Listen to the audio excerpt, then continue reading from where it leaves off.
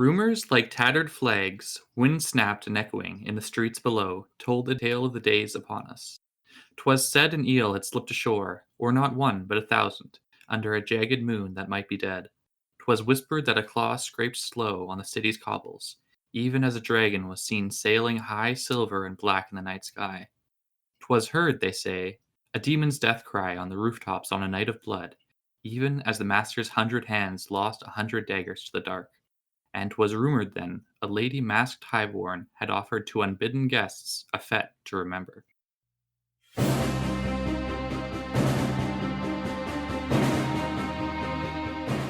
Hello, and welcome to the Legendarium Green Team's Malazan series.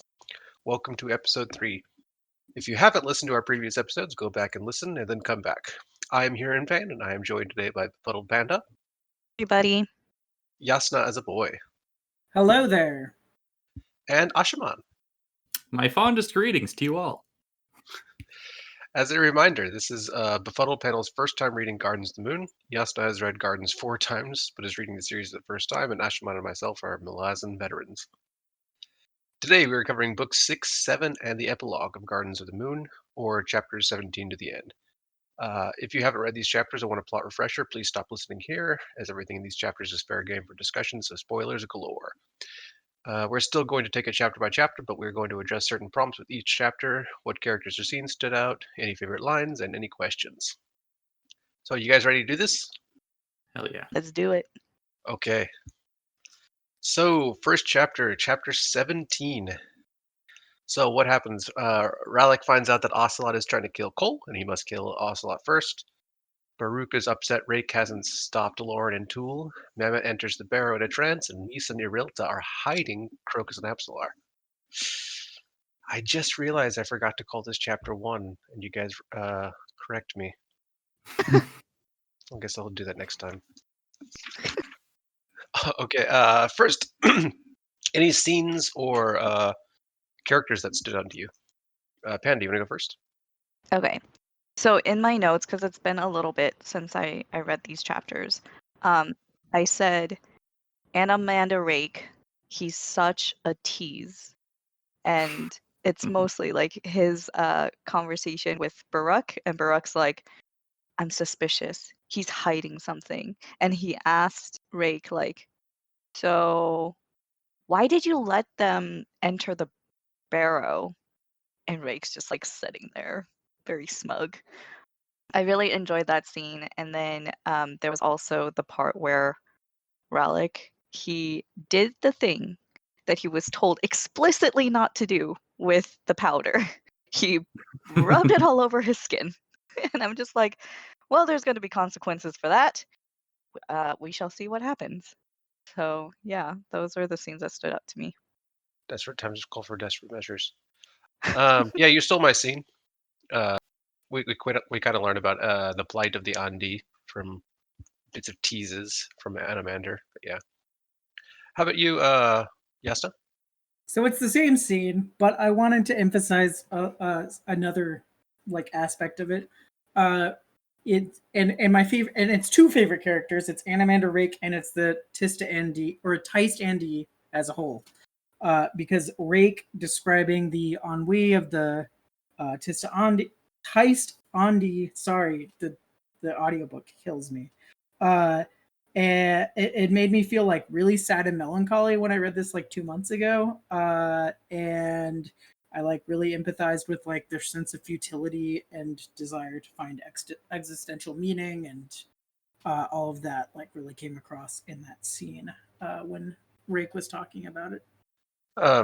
There's a really good new YouTube editorial, I guess, about the Teist ND and what they represent in basically human depression. It's on YouTube by the counselor of Moonspawn. I'd recommend people check that out. Ash. Yeah, I mean, the stand-up for this chapter is clearly the scene with Anamander Rake, because he's such an interesting guy. But I also liked the small scene with Rallic. He's just kind of a very get-it-done kind of guy, and that's refreshing in a series where everyone talks so much about what has happened, what's going to happen, what they think might be going on. And Ralik's just here. He's just doing what needs to be done, and good for him. Good for him on not listening to explicit instructions too. Yeah, I mean, they're written there, and it's like a README file. Who reads that? Mm-hmm. All right, so let's move on to quotes. I will go first. Mine is very, very short. It's just luck is never free, which I think we've learned throughout this book. Yep. Panda, what do you like? A quote. Yeah, there was a like follow-up to your quote, which was don't wish me luck when Ralik left Meeson What, Irilta? Irilta. How do they do it in the audiobook, Jasna? Irilta? How do they pronounce it? Like that? Okay. Not that they're right. No, they're wrong about almost everything until like book 6 after they decided to consult him, and I haven't read that far. I think they're wrong about those too. Yeah, and then I also had one which was from the scene that we've been all talking about with Rake and Barak, and Barak just goes, and he's got balls here. He just goes, "So fear holds you in check, son of darkness?" And Rake's like, scowling. "That title is held by those fools who think me worthy of worship. I dislike it, Barak, and would not hear it again from you. Does fear hold me in check? No. As powerful as fear is, it is no match for what compels me. Duty." And we see that theme of duty with like Whiskey Jack, Dewjack, with Rake, Lorne. Yeah, just a whole theme of duty. Big duties. Teehee. Jesus. They were highbrow podcast here. Yeah, I agree. I think that gives a really good glimpse into Animander's state of mind, and I really like he's a 1,000-year-old, very incredible, powerful being, and he kind of treats Baruch like an equal, which I think also says a lot about like He's like condescending towards Baruch at times, but still kind of treats him as an equal. It's a very interesting relationship. well, he likes how Baruch actually challenges him, Yeah, that's true. and I bet that's probably not easy to find for him. Mhm. Jasna, what was your quote? So I just have like a light, funny one, since we're being all serious right now. Krupp and Murillo are talking, and they're at the inn, and Murillo was trying to get Krupp to like go report to Baruch, and Krupp wasn't having it because he was hungry, and Murillo eventually decided he didn't care, and that he hopes Ralik doesn't kill Krupp when he finds out all about Krupp's plans, and Krupp waves dismissively and says, "See, salty Jan, upon her tray is Krupp's supper. Ralik nasty daggers and nastier temper pale to insignificance before such repast as now approaches.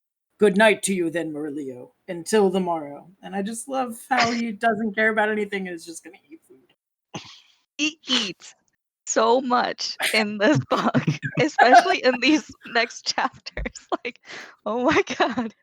Krupp is a simple man, okay? I have a feeling Erikson isn't exaggerating much when he says that he's wider than he is tall. Yes, Ash? I do have a question I'd like to ask you guys. So Rake explains the motivations he has for involving his people in the conflict with the Malazan Empire, being that he kind of just needs to keep them busy with important or with causes. Do you agree with him here? Do you think it's a wise thing to just have your people meddle in causes that have nothing to do with them for no other reason and then to keep them busy, or what? So is it keeping them busy, or is it trying to reinvigorate their like will to care or live or whatever, like trying to bring that spark of the zest of life back and so on? Well, to that, I will say the Teist have lost something over the years that they've been alive. It's not been revealed what yet, although it has been discussed a little bit that they once lived in dark and then light came and everything went to bad Hell. stuff. Yeah. Everything went to hell, which is, but yeah, the world they once knew is gone. They're basically like the elves in Middle Earth after the elves lose all that is important to them. So yeah, it's partly that he wants to get them involved in something, but Animander himself doesn't really care. It seems he just wants his people to stop being so sad the whole time. I read it the same way that Jasnah did, which was it seemed like he was trying to inspire his people, and he acknowledged that that was not a strong suit of his. And he just says, like, imagine your spirit dying while your body lives on, not for 10 years, not for 50, but a body that lives on for 15, 20,000 years. And it's just like, at that point, they're really just surviving and they're not really thriving. And I think he's trying to bring back some sort of life that they had before. So to your point, Ash, like, they lost something. We don't know what it is because we haven't read that part. Yeah, and it's also to what Huron brought up of that one reviewer talking about how like Tyson, you were kind of maybe a metaphor for depression. I didn't make that connection when I was reading it, but I can see it now as I'm thinking back about it. Yeah. Also, there was a part where Rake says to Baruch, like, because Baruch asked, right, like, why are you letting Tool and Lorne go into the barrow? Like, why are you not stopping them? And Rake says, like, basically, it's going to happen sooner or later, and it's better for you that they do it while I'm here to be able to fight back. And it was very much, I'm trying to think, like, Rake likes to be in control.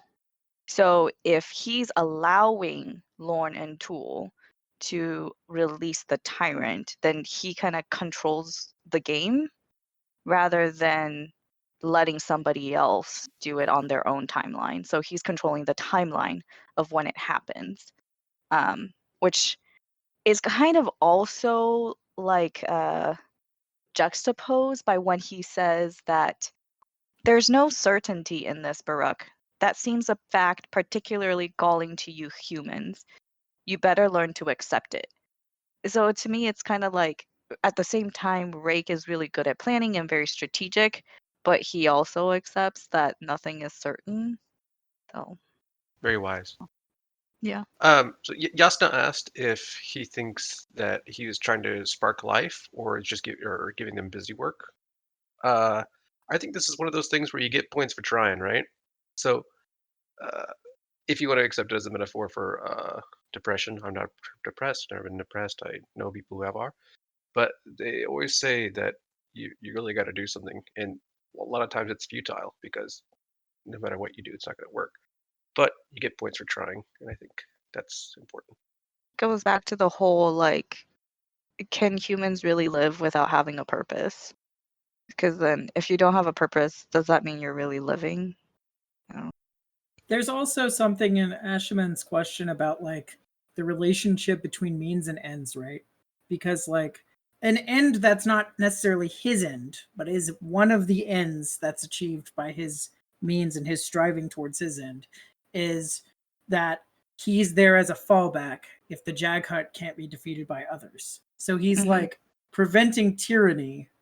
And the question, is he doing it for the wrong reasons? Is it moral for him to do things to stop tyranny for like the reasons of just like trying to like get his people out of depression, right? And as somebody who doesn't want a whole city or continent to be enslaved by a tyrant, I I lean towards it's right because he's there as a fallback, but I don't know if that is true. I don't know if that's just my prejudice against that kind of domination or what.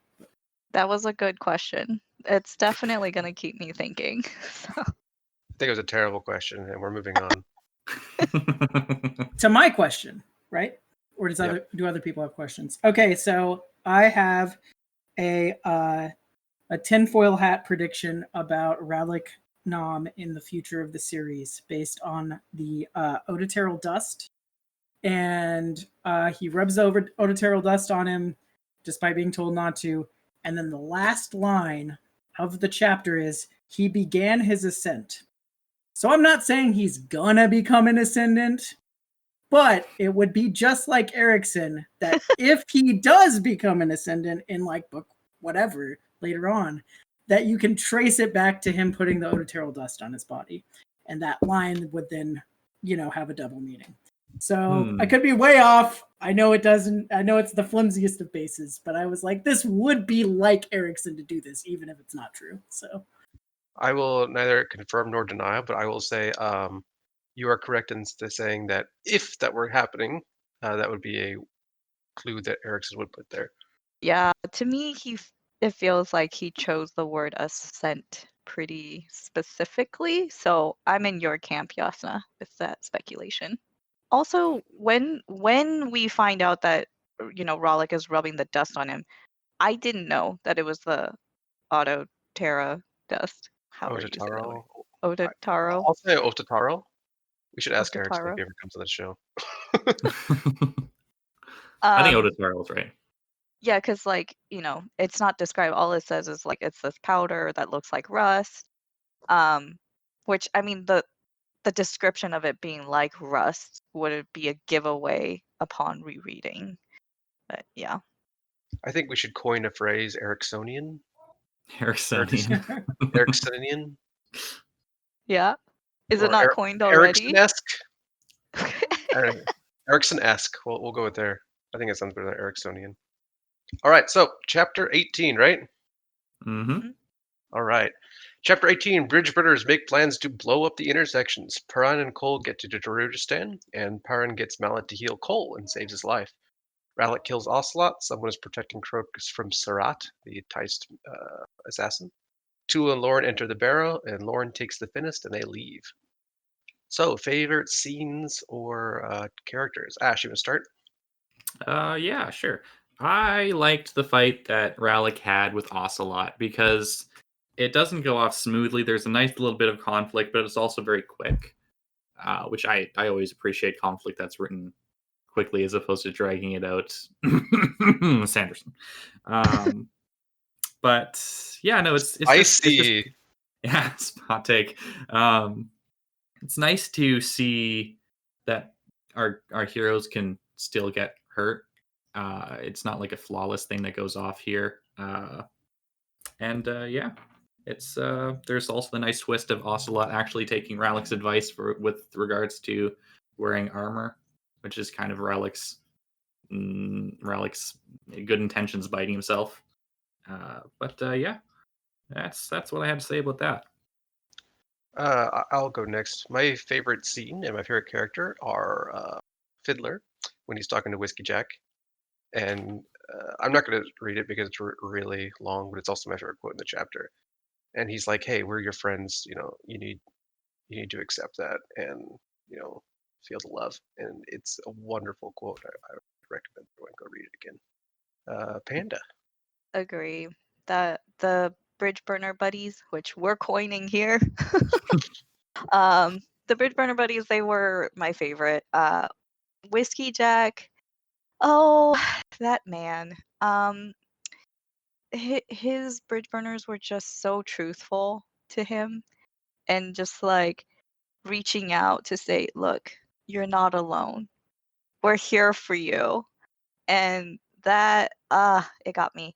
And the part where you said, where Fiddler was talking to Whiskey Jack, and it is a pretty long quote, and it's definitely worth reading. The part that stood out to me was when he said, when you take away everybody else's humanity, you take away your own. And that'll drive you mad as sure as anything. It's that hurt we feel that makes us keep going. And it's just so raw and truthful and honest. Yeah, it's great. Mm-hmm. Yasna, how about you? So you guys took my two favorite scenes, so I'll just add a little bit of something about the Ocelot and Ralik scene. I think part of what makes it so good is not just like the really awesome fight that goes really fast. It's very terse description, but like you can visualize it. But there's also like a lot of tension because of like there's like stakes for not just Rallick and Ocelot, but for Cole and Perrin and like many of the characters have like stakes in the outcome of the fight. And then also I have the note here that I don't even remember why I put it here anymore, but I said Perrin is wrong about how many times he's used his sword in battle. The Rivi tried to kill him and the sword stopped them. So that counts. That counts as a battle. They threw lances at him. I also like to point out this is I think our first example of what will happen many times in the book of something happening off screen where someone protects someone else and the people being protected don't know about it. Right. An assassin being assassinated by assassin is like half of this climax. Third of this book. All right, so should we go into quotes? I have one more. So it's when Perrin is thinking about his childhood tutors. That's what I was going to say too. Yeah. Those whom the gods choose to set, they first separate from other mortals by treachery, by stripping from you your spirit's lifeblood. The gods will take all your loved ones one by one to their death, and as you harden, as you become what they seek, the gods smile and nod. Each company you shun brings you closer to them. 'Tis the shaping of a tool, son. The prod and pull, and the final succor they offer you is to end your loneliness, the very isolation they helped you create. Never get noticed, boy. And this is when I asked Hurin, I was like, is Erikson an atheist? Ah. He could have been during this, because I know later I think in an interview he said that he transitioned from being an atheist to an agnostic. Interesting. So, shall we go on to questions? This is why I do multiple favorite quotes per chapter, because you just took one of the two that I had. So when Whiskey Jack was realizing he had friends in the Bridge Burners and is accepting that Sorry wasn't human, still there came a time when some denials lost their function, when the world's relentless battering at him made his foolishness obvious even to himself. He was finally, and after all these years, among friends. That was a hard admission, and he realized he was already impatient with it. Friends, Bridge Burner buddies. Yeah, I love the camaraderie here.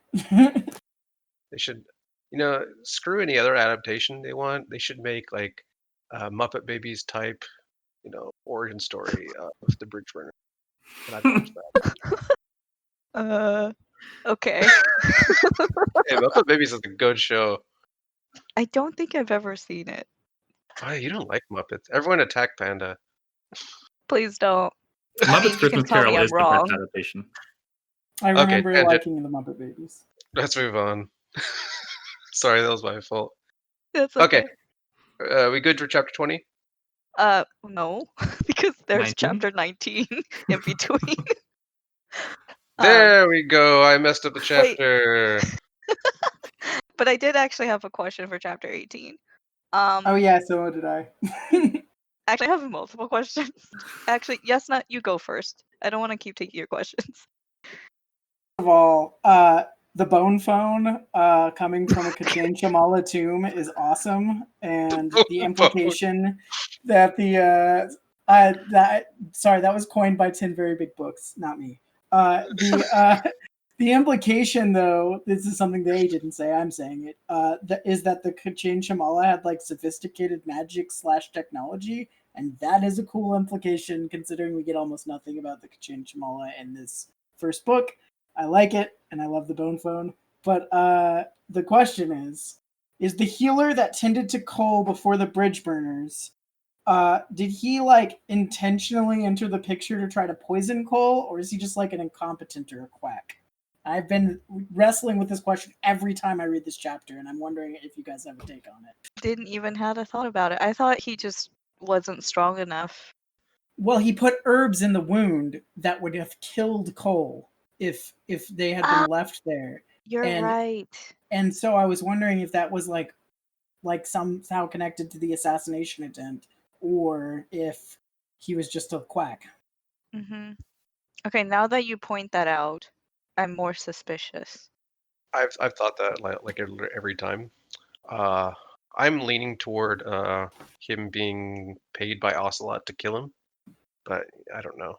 'Cause like even the way he leaves the room when Perrin comes in, it's kind of suspicious.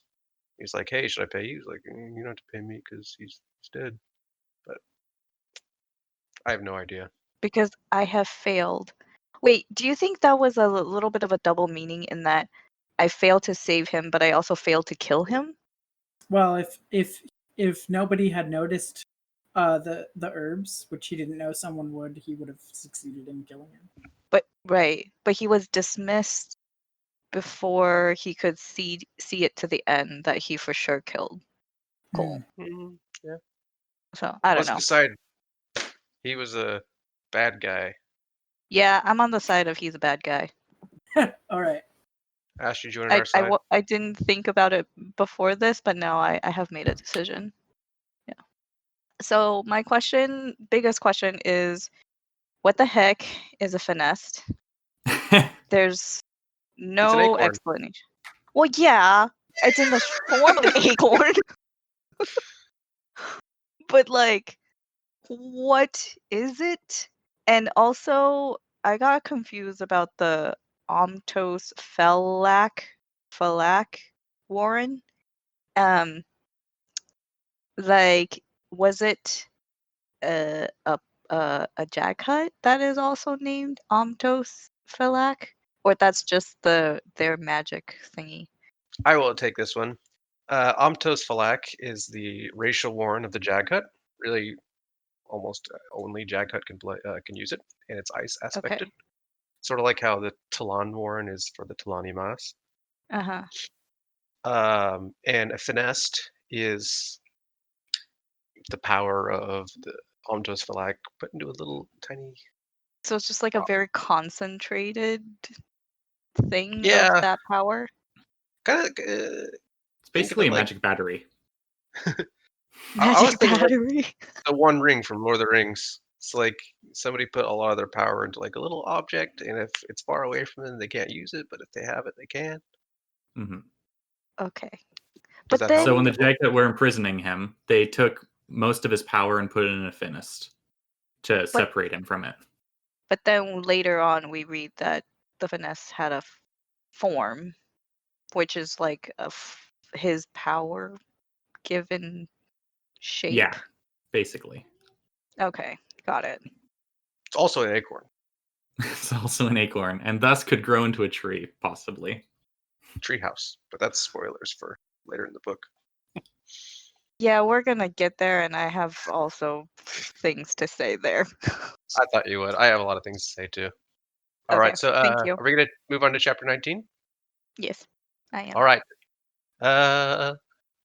Crocus leaves to talk to Chalice. Chalice. I'm gonna call her Chalice. Crocus leaves to go talk to Chalice. Serat's attack is rebuffed again. Rallic is healing and his plan will continue. Baruch requests to see the eel. Krupp says the eel will be at the fete. Perron learns about Whiskey Jack's plans. He wants Daruja-san so they could take the Panyan Seer. Tool and Lorne part. So do we have a favorite scene or character? Panda, you want to go first? I have a feeling this is going to be Jasnah's too. It's with Krupp and Baruch. Oh, no? Shaking his head. Okay. Yeah, I got so much joy and giggles where basically Krupp has just been with Baruch for hours, it seems, and Baruch's been like asking him all these questions. And Krupp's just like, Master Baruch.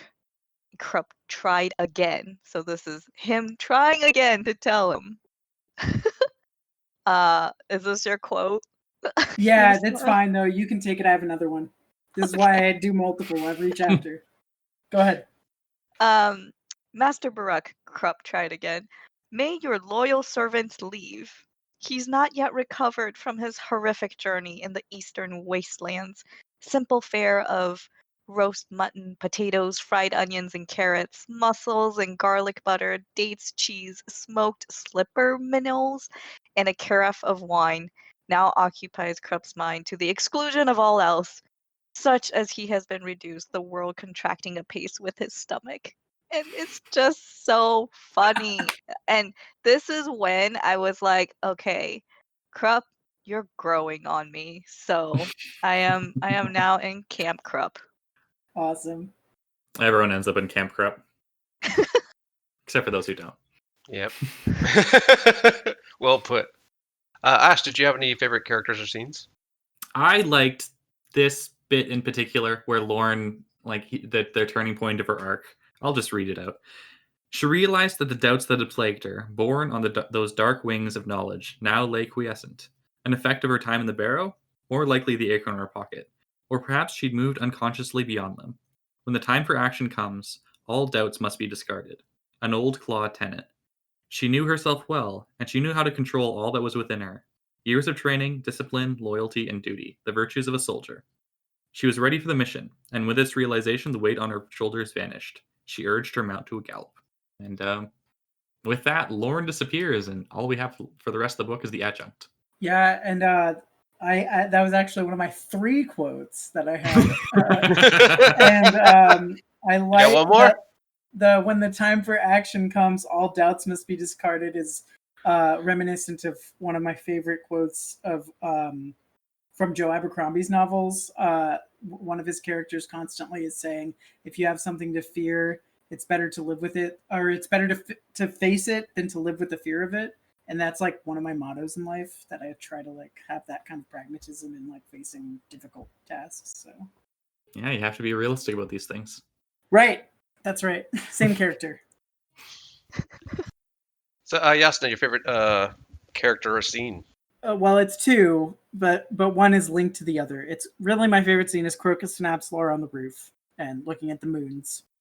But I also love how when they're like fleeing first to Uncle Mammoth's house and then to the hideaway and then to Cruel's temple, that every time the Teist assassin tries to go after them, she gets like slapped around and like humiliated. And it's just some fun stuff, and she's like trying to figure it out. And yeah, you really get a sense that this never happens to her. Right. Mm-hmm. Yeah. She has this plan all laid out, and she's like, oh, they walked into my trap. And then next thing she knows, she's waking up and the sun is high in the sky. And someone even left her with her knives. Yeah. Actually turns out to be a hint as to who it is, but anyway. We shared our favorite, most of us shared our favorite quotes. So are we finished there? I mean, my third is the quote about Gardens of the Moon. Do we want to talk? Oh yeah, about please. That one? We're going to talk about that. So she says, she being Absolar, it's oceans, Growlin Sea. That's the big one. The Lord of the Deep Waters living there is named Growlin. He tends vast, beautiful underwater gardens. Growlin will come down to us one day, to our world, and he'll gather his chosen and take them to his world. And we'll live in those gardens, warmed by the deep fires, and our children will swim like dolphins, and we'll be happy, since there won't be any more wars, and no empires, and no swords and shields. Oh, Crocus, it'll be wonderful, won't it? And that ties into my question for the chapter, so I'll just go ahead and say, what do we think of using the concept quoted above as the title of the book, and of the common person's, living in Itkokan, I guess, the common person's dream of an end to war and empire being bound to a myth of rapture? I think it's really nice imagery, and while it's easy to miss this, I think it is an appropriate title for the book, because everyone in this, in this story, is so tired of violence and war and just wants it to end. It's a nice dream to aspire to, although they all seem to have they don't actually work all that much towards the dream itself, but it's a nice thing to aspire to. Yeah, that's what I was going to say. I think the title's about a world that we could work towards. Panda, do you have any thoughts? Lacine is. Do you think Lacine is like has that in mind too? I actually don't really know what Lacine's motivations are. So well, at one point, Piran notes that the Malazan Empire itself is a very peaceful place. So it could be. It's a good point. I guess it's like it's possible that she has her certain idea of what order and peace is, and she just wants to impose that on the rest of the world in fear of them taking it away from her. I don't know. That's a speculation. Yeah, I mean, I read that part about gardens on the moon, and I was like, oh, so it's that moon, not moon spawn moon. So that was really my thought, and I didn't really think beyond that. I'm sure someone keeps a garden on Moonspawn. At least one Probably. Tice does. I have an idea But we which one. don't see it. We don't see it in this book. Speculative. Yasna, did you have any thoughts? I just wanted to see what y'all would say. Sorry, I made a mistake. Can we go back to chapter 18? Because Lady Sweden had a question that was, Mhm. I guess, relatable to that chapter. So her question was, newbie speculation: will we ever see Talk the Younger again? Panda's the only one that can answer this. So, what do you think?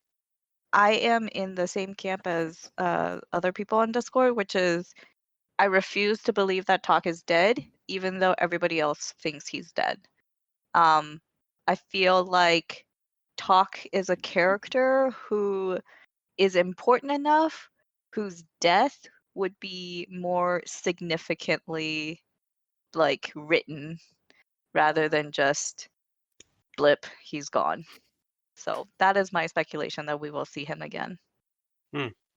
So Yeah. I have a thought about this, from my first read through and about other characters as well throughout my reading. And I don't know if this is a good thought, but when I was first reading this, I came to the conclusion that he couldn't be dead only because he wrote a book about the bridge burners that keeps getting quoted about. And I'm like, when would he have time to have written a book about the bridge burners at this point? But I don't know if the characters having books they shouldn't have had time to write yet is indication that they're not gone in general in this series. And I've thought this about several characters that I've seen in the epigraphs, and I don't know if that is a good way to try to piece together whether characters are going to Like make whether it or that's not. a hint. Right. Or if I'm reading too much into the epigraphs. You never He know. also There might be wrote two about characters Tool. named Talk the Younger. Oh, Wait, sorry. Say that again. Ash? You What? never know. There might be two characters named Talk the Younger. Okay. Then it would be Talk the younger, or Talk the Younger. Talk the I don't- youngest so far. Talk the older, like the slightly less older, and Talk the Younger. There actually is a character in one of the novellas. There's 3 characters with the same name working on the Oh same my ship. god. Oh my It's god. a joke. It's like a gag, but Oh, okay. Hurin, did you say something? I forgot. It's fine. There's one quote in chapter 18 I forgot, and I'll read it now. The Imas shrugged in a clatter of bones. The Jag Hut are an odd people. That they are. Because she was like, why is it an acorn? I don't know. Jag Hut are weird. Chapter 20, right? It's chapter 20. Mhm. Okay. Murillo's memory is erased by Krupp when Murillo confronts Krupp about being the eel. Rake insists on attending the fete. Lauren enters a celebrating city. Circlebreaker recognizes Lauren and finds a way to attend the fete. Whiskey Jack meets with Lauren and tells her the plan to attend the fete. Crocus and Apsalar leave the belfry. Some of Apsalar's memories are returning. Surratt is told to leave the coin bearer alone by an unknown force, and Raced wakes up and battles 5 dragons. Favorite scene or character? I think I will take this one first. Like this chapter has a lot of really cool scenes, but I gotta go with dragons fighting the Jag Hut tyrant. 'Cause, I mean, Yes. you can't see that anywhere else, right? Mhm. It's 4 black dragons, And one red dragon. one big red dragon. Mm-hmm. Yeah, it's all I gotta say. It's a really cool fight. I love it. I love it. I love it. Yasna, favorite characters or scenes?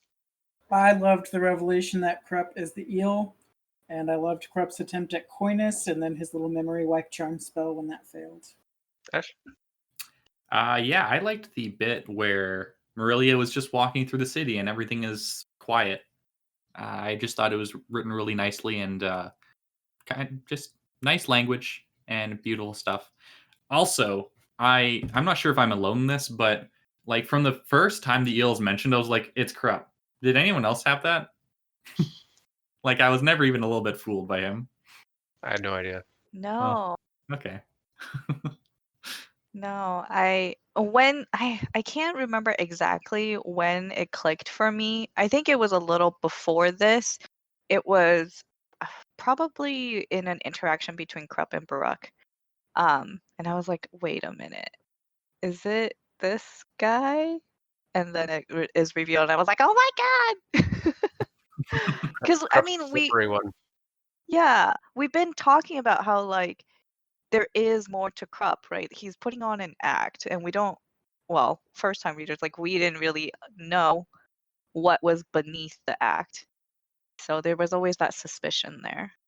So, so Panda just said when she figured out that Krupp was the eel. What about you, Hurin? When did you figure it out? When Marilia was like, I think I know who this eel guy is, and then he walks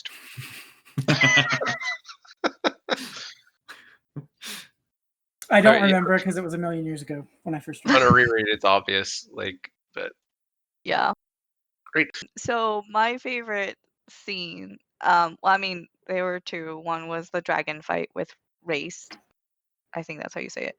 And then the other one is the deck of dragons scene with um, Fiddler and Hedge, and Lorne is just watching them like play this improvised game with the deck of dragons. And I think Yasna, you mentioned you like in our DMs that you wanted to see if like we could interpret, I guess. Yeah, yeah. Are we doing? Is this what you're saying? It was your favorite scene besides the fight with Race? Yeah. Okay. So we're doing all the questions with the favorite scene because my other question was the Krupp thing, and somebody else asked it. Yeah. Let's see if we can figure it out. Um, the first card mentioned is that the Knight of House Dark is the wild card. Mm-hmm. So, That's Rake, right? right. So him being the wild card would be how he kind of came in and like messed with Shadow Throne's part of the game and stirred things up, I'm guessing. Mm-hmm.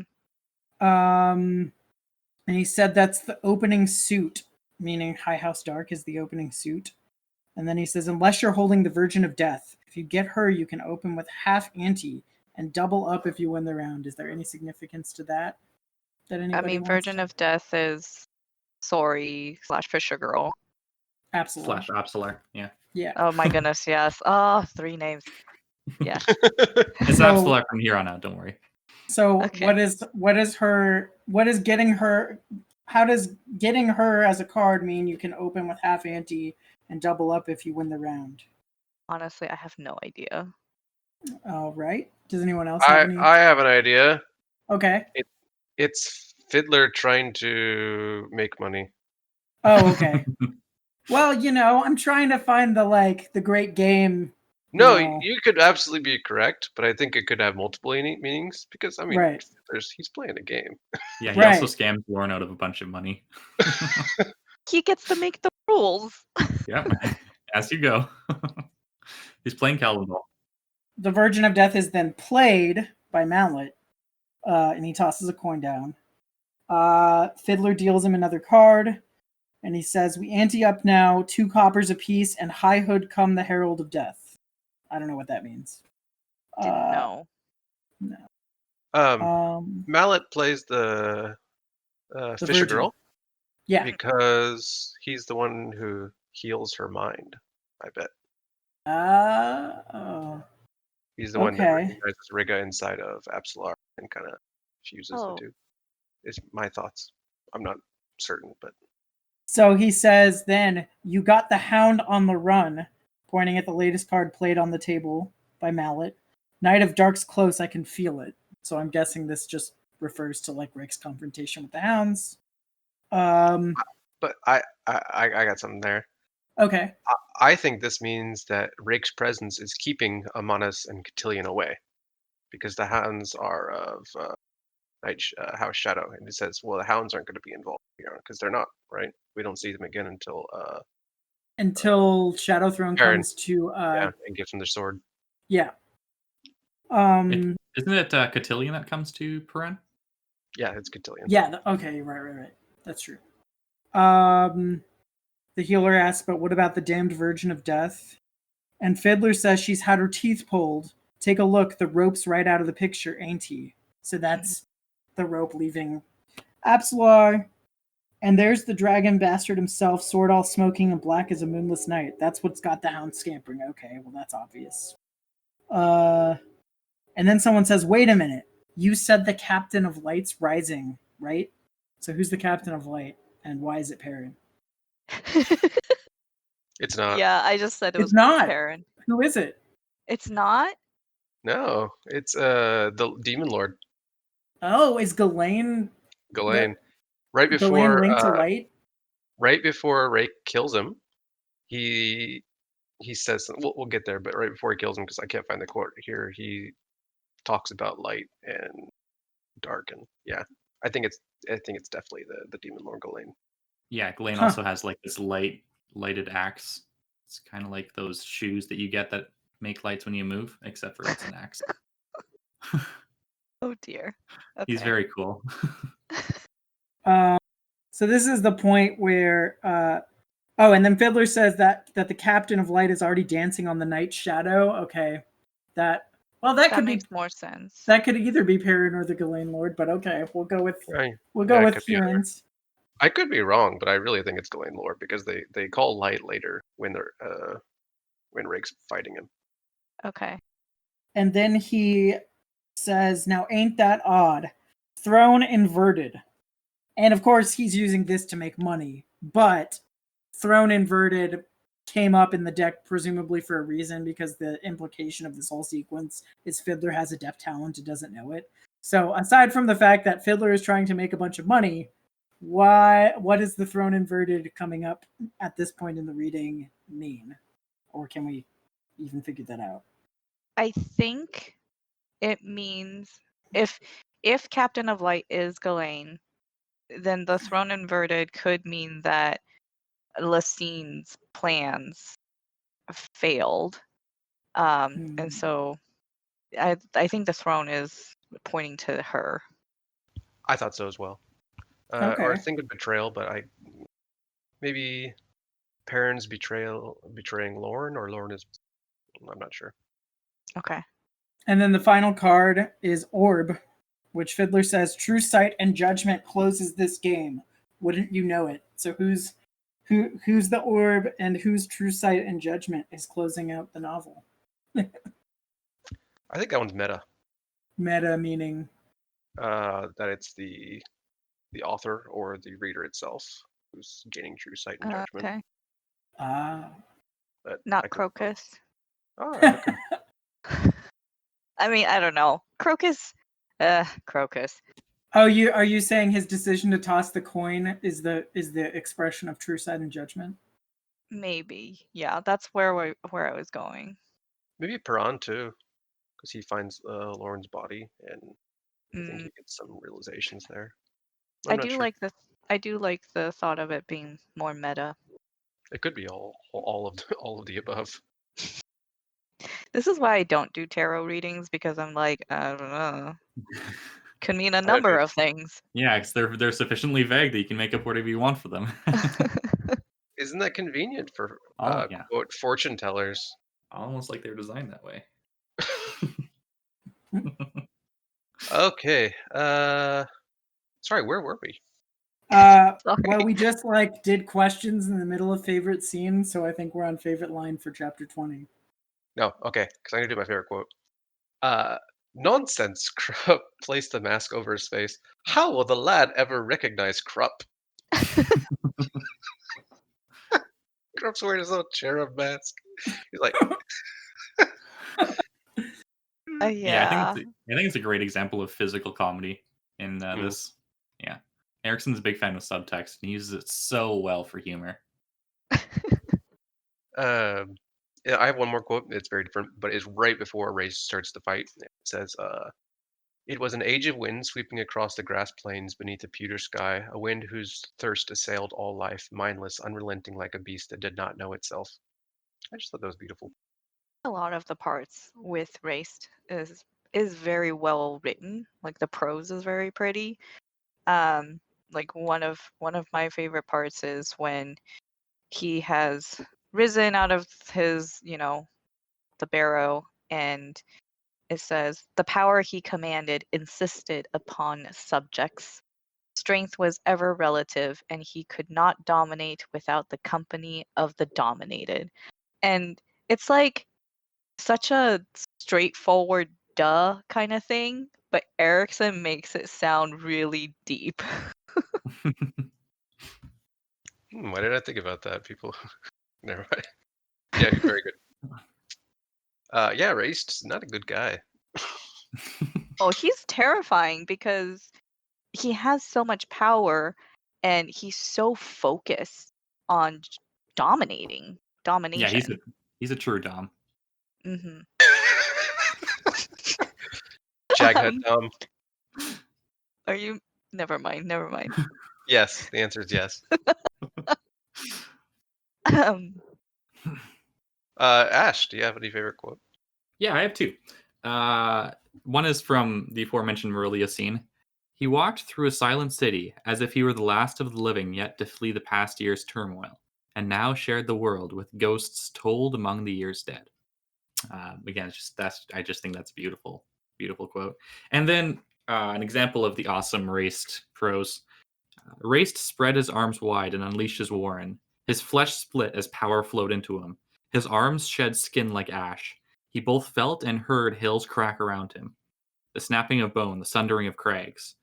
To all sides, the horizons blurred as dust curtained skyward. He faced south. "This is my power. Come to me." And To Eric's me. really write a badass scene when he wants to. Mm-hmm. Yeah. Jasnah, how about you? I've got another silly one, and of course it's Krupp. So it starts out with Murillo saying, "I've worked some things out, Krupp. Circle Breaker contacting me put everything in order in my mind. I know who you are." And Krupp replies, "Aye!" And he withdraws. "I'll not deny it then. It's true, Murillo. Krupp is Lady Simtal, connivingly disguised." I just thought that was hilarious. He's such a troll. I love it. Yeah. And I guess I'll go with the last one, where the chapter ends with Race saying, "Now," he whispered, "I delivered death." That is so badass. Yeah. Yeah, he's kind of a bamf. Yeah, imagine being unironically able to say things like that. So do we have any questions for this chapter? It looks like Panda had one. Yeah. So we are introduced to this giant calendar thing at the beginning of the chapter, I think.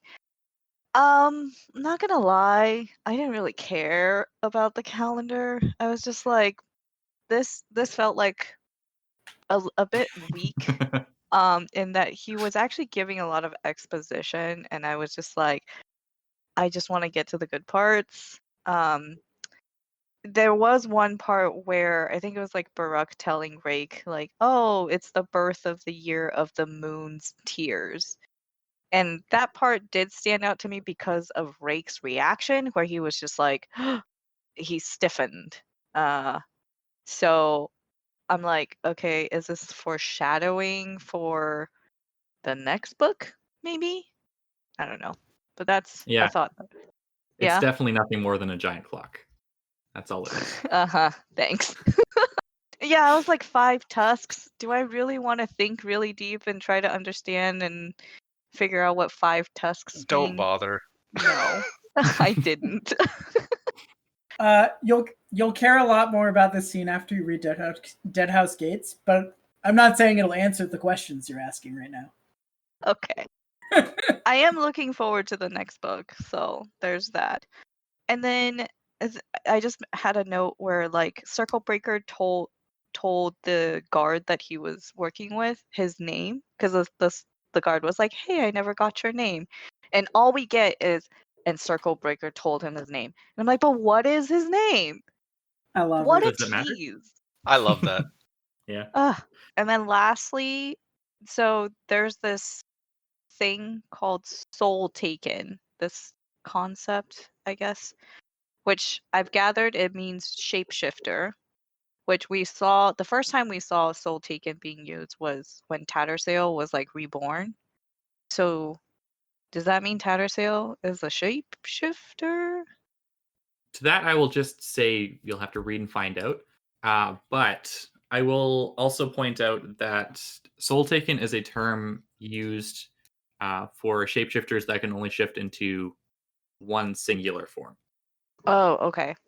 Yeah, that'll be important later. And also to your future thing, Animander, in what I can only assume is Erikson talking almost directly with the reader, says, "In the future, I'd suggest you heed Ikarium's gifts. All of them." So just I pay attention whenever know. Aquarium stuff comes up. I read that and I was like, fine, I know this is going to be important, but I don't have the energy right now to go figure it out. Okay. You don't have all the puzzle pieces to that puzzle yet. So Okay.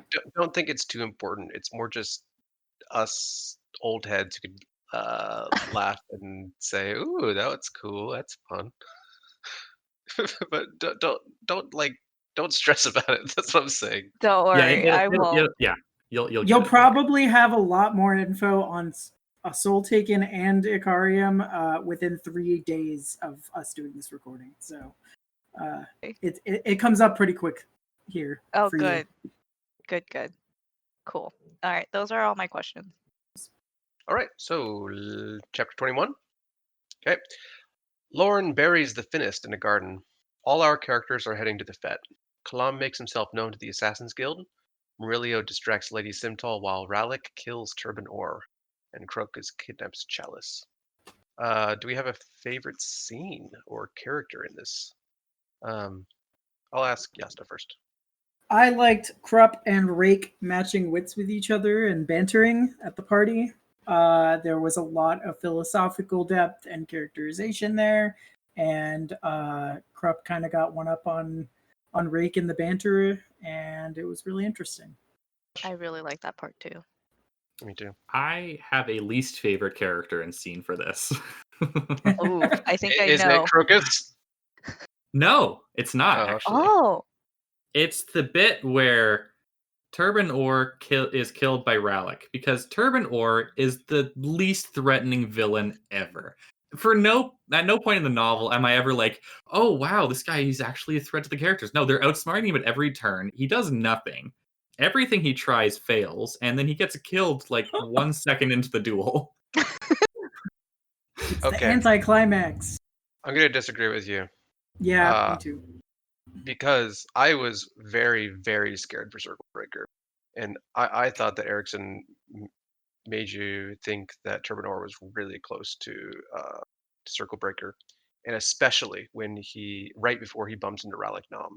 And Ralik Nom saves Circle Breaker's butt because, he fell right into his plan. And Circle Breaker's over there sweating bullets. And I really thought that Turban Orr was going to kill the guy. And I was scared because you guys know how much I love Circle Breaker. Everything not else being the you said is hugest true. fan of Circle Breaker, it was not a tense scene for me. Like Circle Breaker, he's a nice guy, but like I don't really care for him. You didn't even like the fight scene? The fight scene, like it's a fitting end, but like and it makes sense for who Ralik is as a character. It's just like it was so short. Yeah. That's why it's so good. So we get Yeah. Ocelot, right? And we so the fight scene with Ocelot's really cool because it's two assassins killing each other. And then the one with Turban Orr is, Turban Orr, he's supposedly a good fighter. But that's not he's got no chance against an assassin. And he's just like 1-2. It's I imagine it so well. I love it. And then the lead up to that too, where he's like, where's Darl? I want him to be my second. Darl's like, man, I don't like you. You could die. I'll And take no Rick's like, vengeance. And Rake is Ralik's second because he says, where is it? We've never met, Rake said. However, I find myself instinctively sharing his distaste for your endless talk, Councilman. I love it. Rake's dry insult here. Oh, it's so great. I was gonna bring it up if you didn't. My problem with that is that we don't get enough of Turban Orr being like annoying for that to really mean much to me. I don't know. I was annoyed with him from the little we got. That was all I needed to be. I couldn't stand really the guy. Annoyed. Yeah. They come and Rake and Baruch come in their carriage and he's like, "Hey, do you have land?" He's just such a yeah, I don't know. He's a snob, yeah. Yeah. I think it was more about how Murillo, because if Ralik died, right, Murillo would have taken his place to fight Turban Orr, and he was afraid that he wasn't going to be able to finish the job. And so I think that built up some expectation that Turban Orr would have been more of a challenge. And so when I was reading the scene of the fight, I was like, wait a minute, it's over. Yeah, he's just a pansy. Done. So yeah. Yeah. I also share Erikson's authorial contempt for Quislings that's expressed by Turban Orr being nothing. So Quislings? People who accommodate themselves to the regime. Turban Orr was trying to set himself up to like be incorporated into the Imperial command but that was his whole arc, except it didn't go anywhere.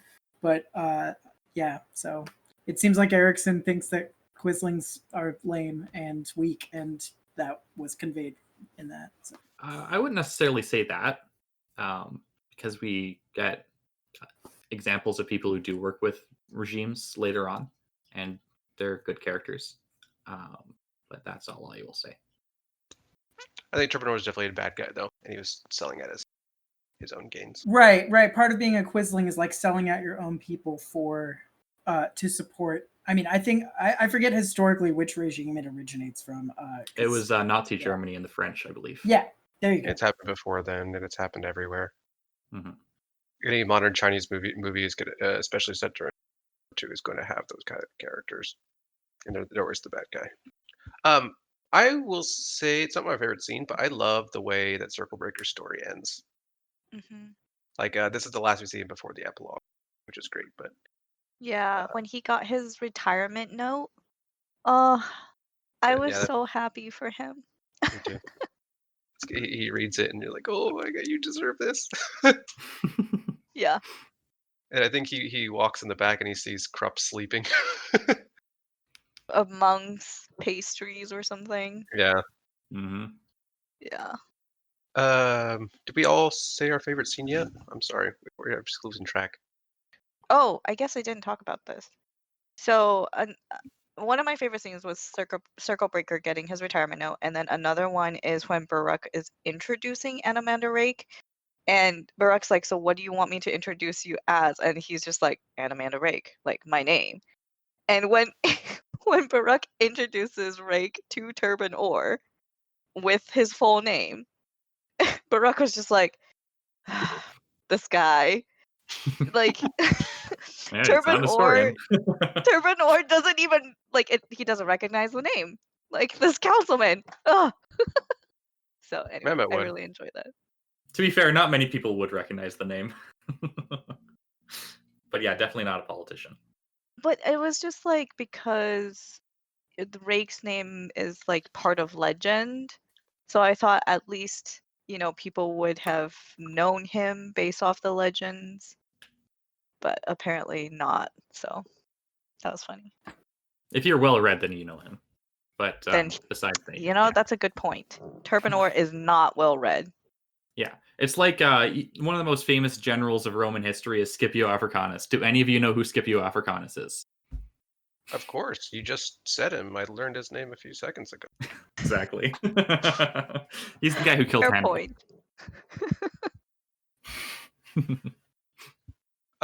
So do we have a favorite quote?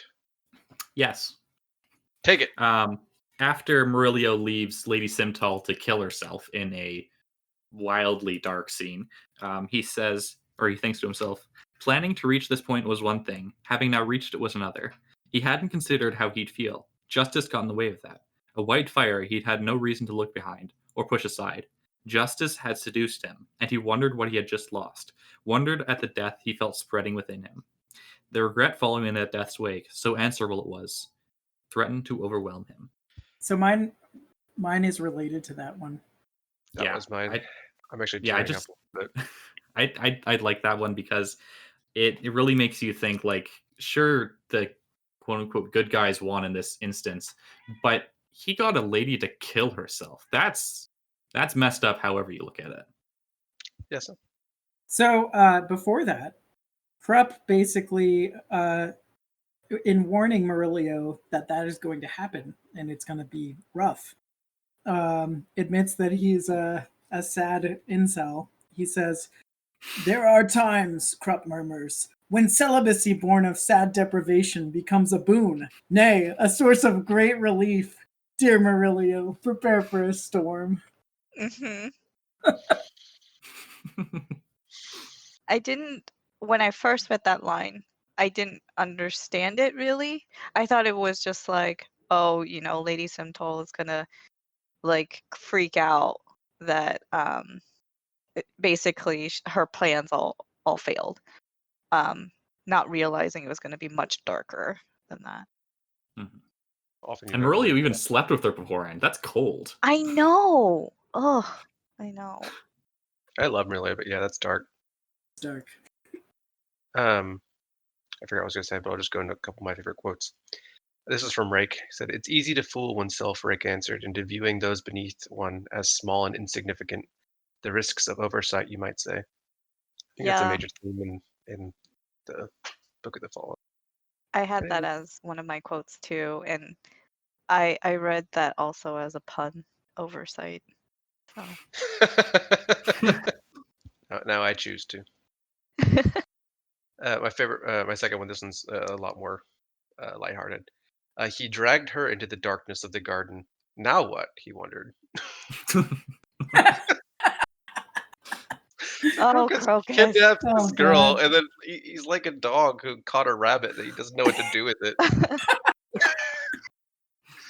He is the most insufferable character in all of this book.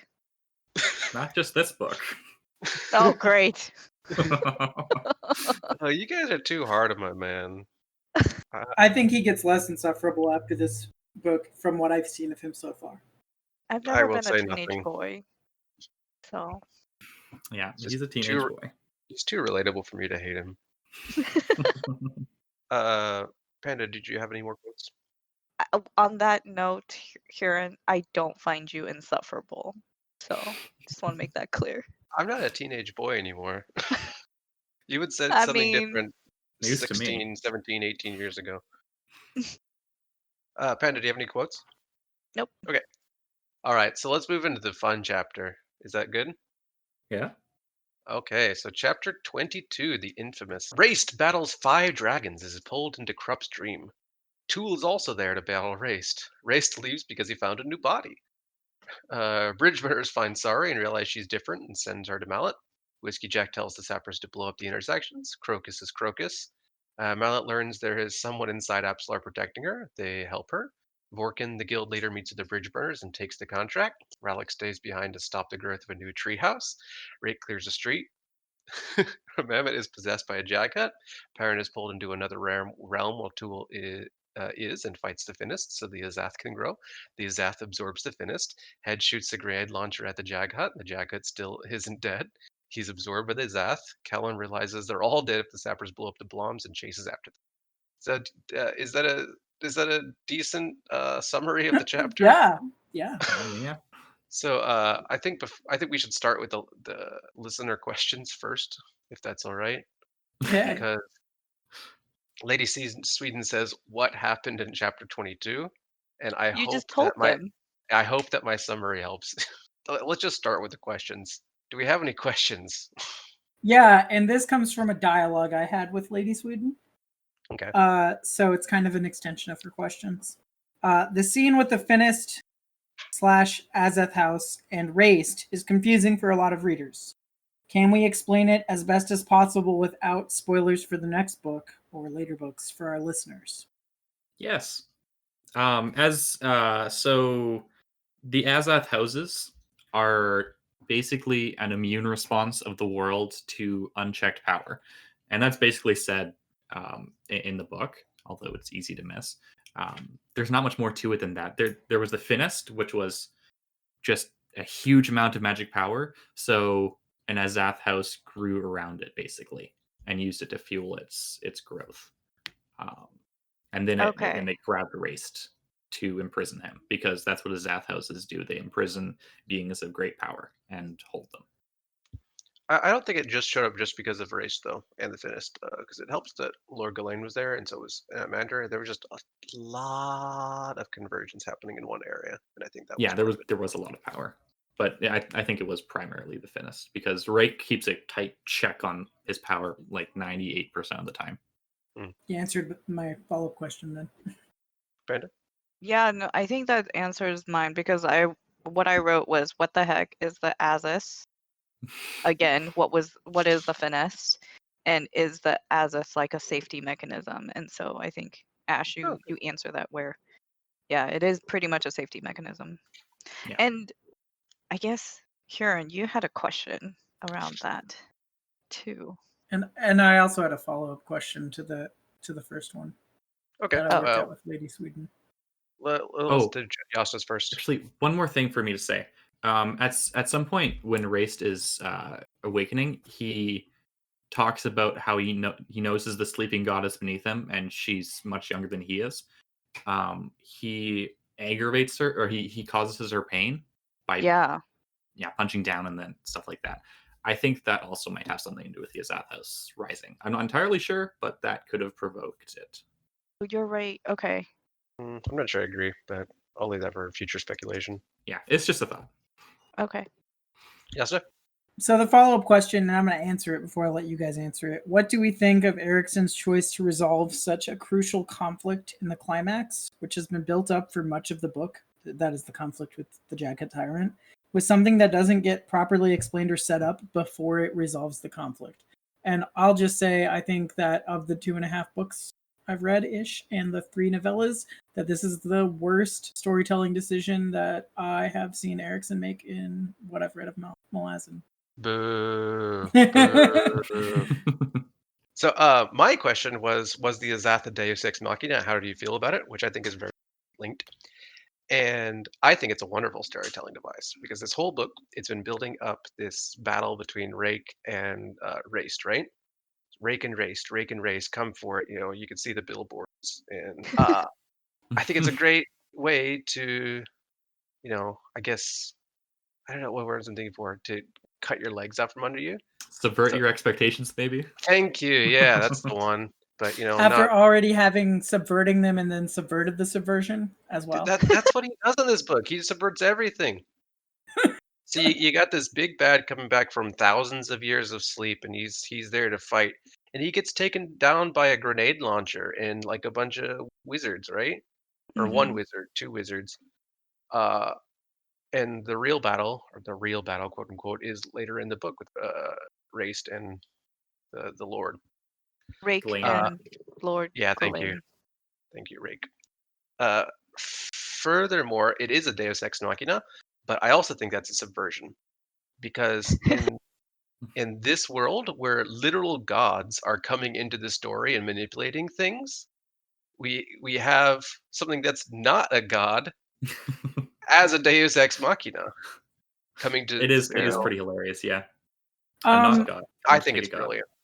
In context of the rest of the books, it's not a Deus Ex Machina. It's just feels that way to the reader who doesn't have the Azath lore under their belt.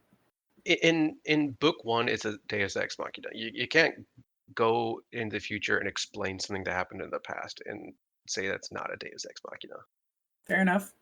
Well, that's why I don't like it as a storytelling decision. I don't know. What are your thoughts, Panda? Honestly, I was more in Jasnah's camp where I felt like it was a bit lazy to introduce something so late in the game and have it be such a game changer. Like, we literally don't get any clue that this thing exists until like chapter 21 or 20. So I was like, when I was reading it, I was just like, what the heck is this? Another thing. But your explanation, Hurin, has helped me to appreciate what he did more. Not to say that I think this is the most brilliant thing that he's written in this book, but I don't hate it as much. Ash, thoughts?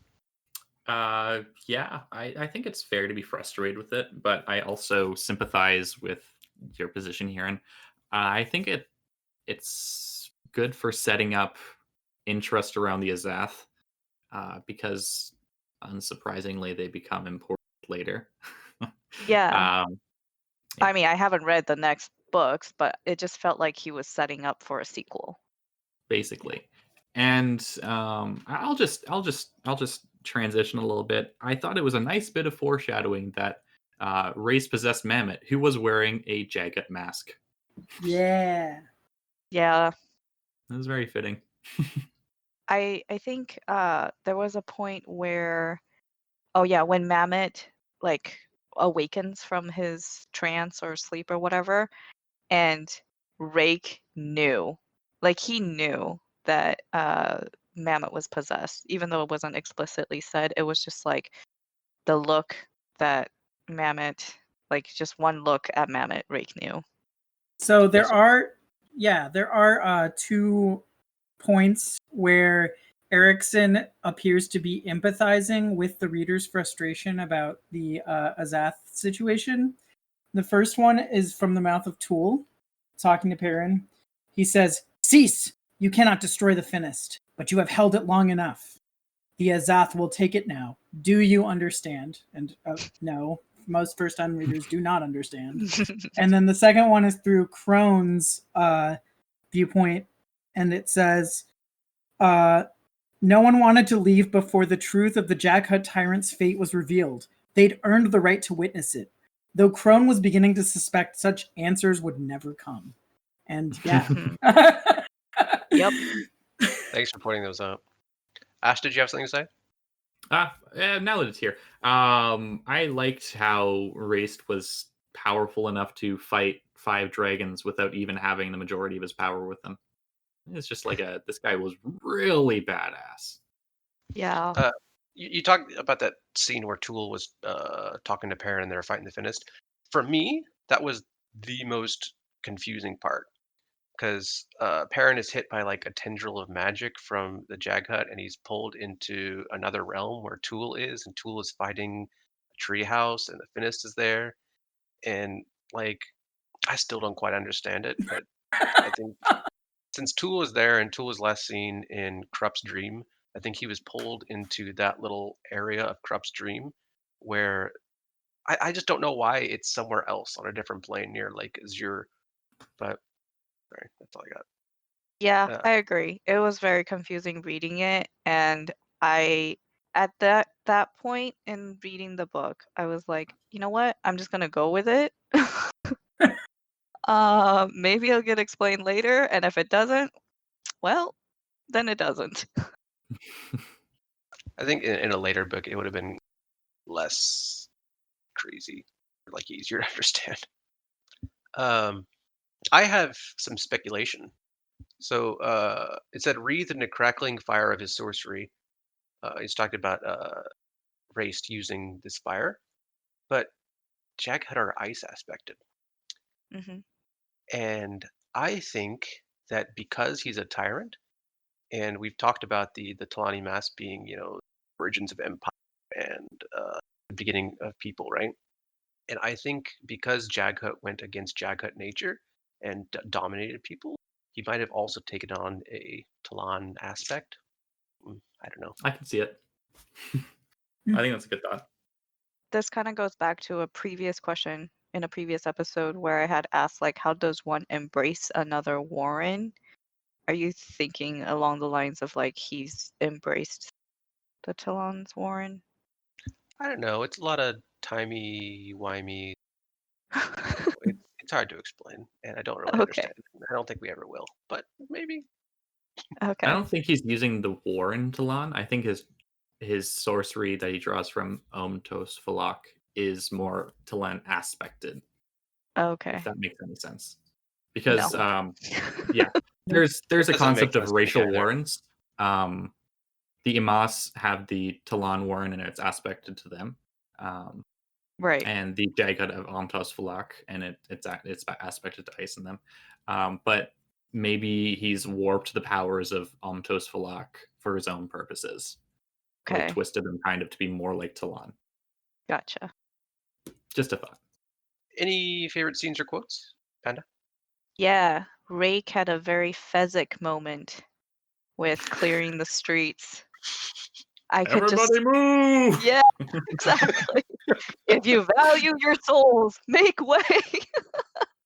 I One of my love favorite that. street. Uh-huh. Any- And then oh, go ahead. Anytime he unleashes Dragon Purr, it's like cool. Yeah, I would GTF. I would leave the city. Mhm. Oh, time to go.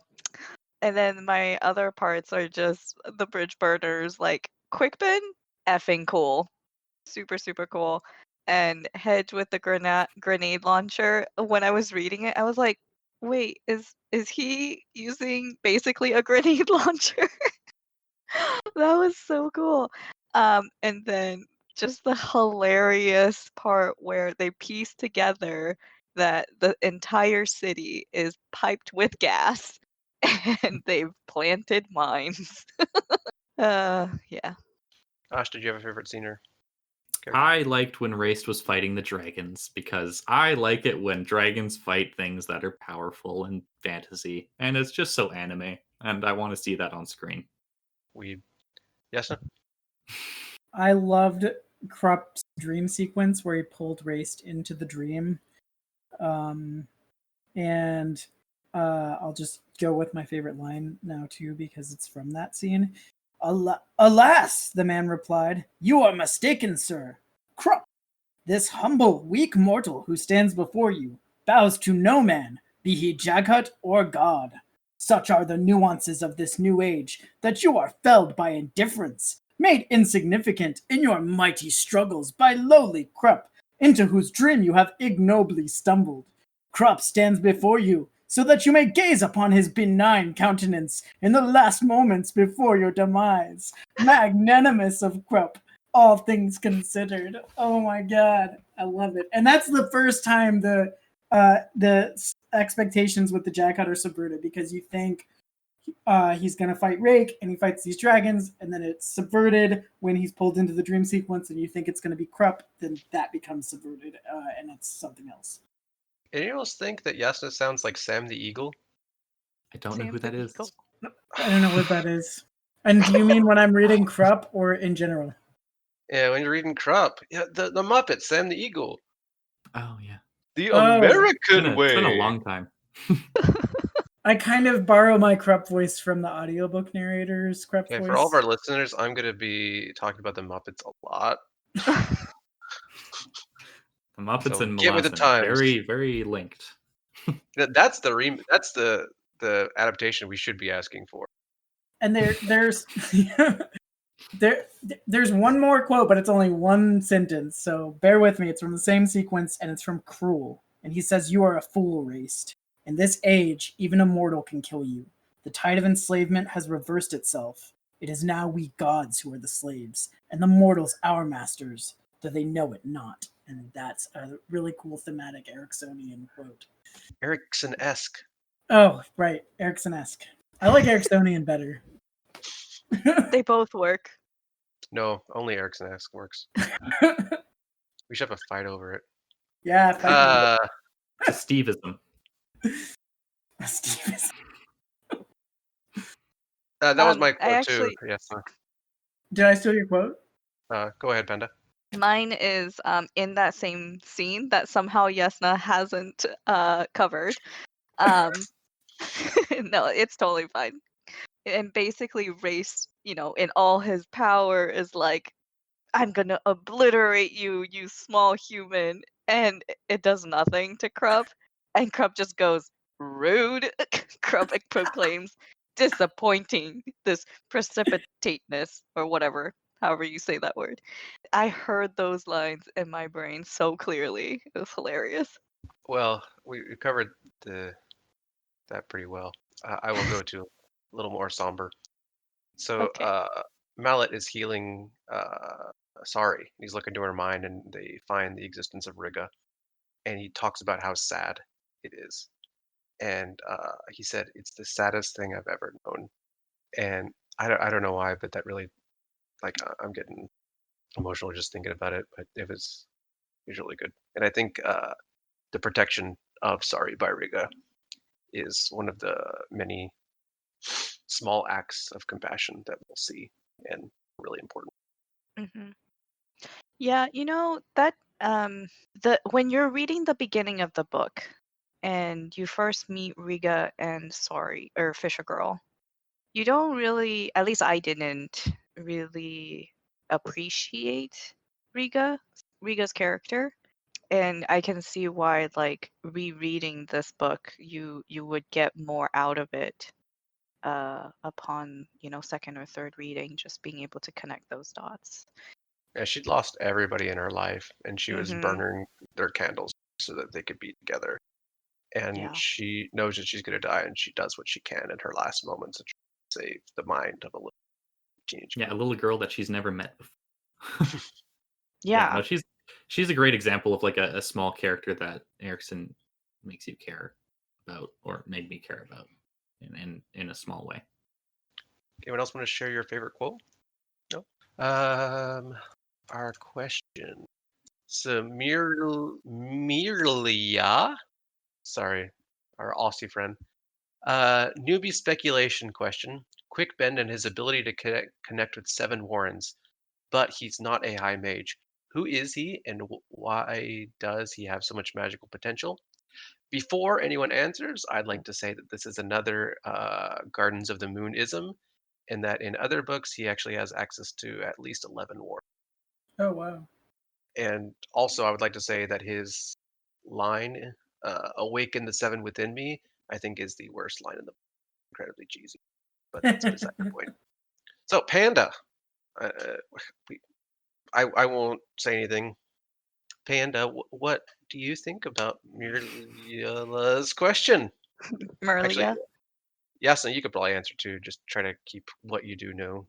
What I had gathered with Quick Ben's little visit to Shadow Throne is that he was of the Shadow Throne worship per temple, whatever it's called, Pyramid scheme. pyramid scheme. Um, He was a high and priest. yeah, he had risen really high, but I actually don't necessarily know the difference between like a high priest and a high mage. So I don't think I could give a I could tell correct. you. Or Okay. Ashma, you could tell him. A mage is someone who just has access to magic. A high priest is someone who's specifically serving a god. Oh, okay. Got it. Got it. So then, in that sense, like a high priest could be as powerful as a high mage. Um, so They're it's not like a hierarchy, no, right? they're kind of different things. Like a high priest could, theoretically, be more powerful than a high mage just because they have access to a god. But you know, Okay. mages got to use their power for whatever they want, so they're certainly more flexible. So okay. Yeah, I guess that's kind of thing with like this book is you don't really understand how magic really like works or is developed. Like why is it that some people have access to magic? Why is it that like Tattersail has access to Thyre, and then Mammoth has access to Driss, whatever, earth magic. Um, Now it really sounds like Avatar: The Last Airbender. But so I think the short of it is, Maria, I don't really have an answer to your question other than Quickben is very powerful. We don't necessarily know how he got there, but he has had allegiance to Shadow Throne. Yes, any comments? I can't take this one because I stopped right after I found out the answer to this. Or That part is of the the answer. answer. Oh, at least. you think you know the answer, really? Or part of the answer at least. But regardless, I have enough of the answer that I cannot speak to it at this All right. at this moment. We're gonna read and we're gonna talk about this in future episodes. So I'm That's it. simultaneously giving a Rafo and getting a Rafo is what it sounds like. I thought that High Mage was more of a rank in the army. Yeah, it's just a certain class of mage, I would say. So, But like a lot of people use it. Yeah. So, do we have any questions about this chapter? I don't have any questions. I don't need to ask anybody. I don't believe anything. you. He has All a right, lot of so- answers. At the end of the series, you know everything there is to, and everything is wrapped up. Psh, you haven't even read everything. You haven't read any of the novellas. Those aren't important. So, chapter 23.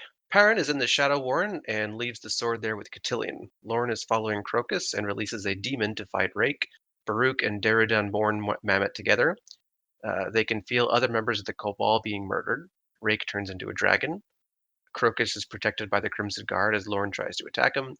Lorne is jumped in an alley and beaten by Mies and Rilta on orders of Krupp. Yield. And Perrin finds Lorne as she is dying. Do we have a favorite scene or character in this? Yasa? The death of Lorne and the death of the adjunct is my favorite scene in this. Yeah, it's a tragedy. Mm-hmm. It's a very ironic tragedy, as she points out. Why do you say that? Because she is such a big player in the Empire and is like this expression of Lassine's will.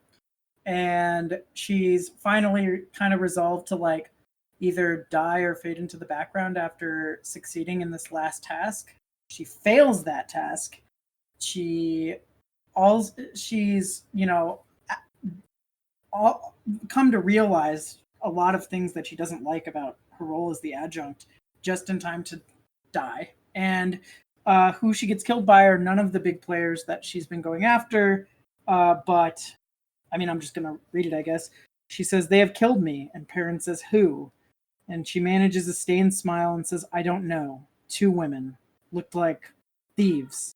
Thugs. Do you see the irony, Genoa's Perrin?" And he nods, and she says, "No glorious end for the adjunct if you'd come a few minutes sooner." And of course, she doesn't know that he'd probably have killed her a few minutes sooner. So lots of layers and layers of irony just stacked in onto this character. Yeah. My the quote that I pulled is for that scene where like as she's getting killed and she just has this reaction. She cried out as she tried to spin into a defensive crouch, and in the cry was an overwhelming sense of frustration and despair. "What a waste," she cursed. "No, not like this." And it's just I think that does really express that tragedy that you talked about, both Hurin and Yasna. And I felt her frustration. It's like you put in so much work and you even sacrificed your own identity and yet still failed. And it's like a reality check. Like there's luck plays a lot into this book. There's good luck and there's bad luck. And not everything is going to work out perfectly. Not everything is going to end up well. Yasa, do you have a favorite character scene? You mean Gave it. Ashaman? I just gave it. Yes. I was looking at Ashaman and saying Yasa. The bit where Animander transforms into his dragon I liked it. Yep. Big dragon, silver maned. That was my favorite scene. Yeah. As he was changing and as I was reading, I was like, OMG! And it would be so cool to see this on screen, but probably animated. Probably animated, yeah. If only one day. Is that your favorite scene as well, Panda? Yep. Yeah, me too. All right, shall we go into our favorite quotes? Okay. So I like the part where Karul is talking to Anomander. It says, the two were silent for a long minute, and then Karul sighed. I am lost in this world in this time. Ray grunted, you are not alone with those sentiments, Eldering One. Do I follow in your steps, Lord? Do I seek out new battles, new games to play in the company of ascendants? Are you rewarded in spirit for your efforts? Sometimes, Rake said quietly, but mostly no, I am not. The hooded face turned to the Taistendi. Then why? I have no other way of living. That's really sad. Yeah. That scene with Crawl and Rake, it's such an interesting one because it's like two super powerful beings having this very honest conversation with each other. And Crawl he's like, I might be reading too much into it, but it's almost like Crawl is what Rake is going to become, where like he's no longer physically in the world, and he won't be able to really like influence uh, anything, like directly influence anything. Jasnah, you already shared your quote, right? No, I said that because you asked me to define what I meant by the irony of Lauren. Mine's really, really short though, and it's not as sad as yours. Okay. The sappers point their rusty short swords at Kalam, and he says, "Put that piece of junk away. You want to give me an infection?" I like that one. Sappers. I gotta love them. Mm-hmm. All right. Shall we move on to questions? Okay. Our Australian friend also says, was Lauren's death an appropriate end for her? Would Perrin have killed her if Meeson Realta hadn't dispatched for her? We talked about this a little bit, but do you think it was appropriate? I'd say yes. I think it's fitting that she was killed by some thugs in the city that she was trying to overtake. And that if she had embraced humanity like she'd been fighting the whole book, she probably wouldn't be dead.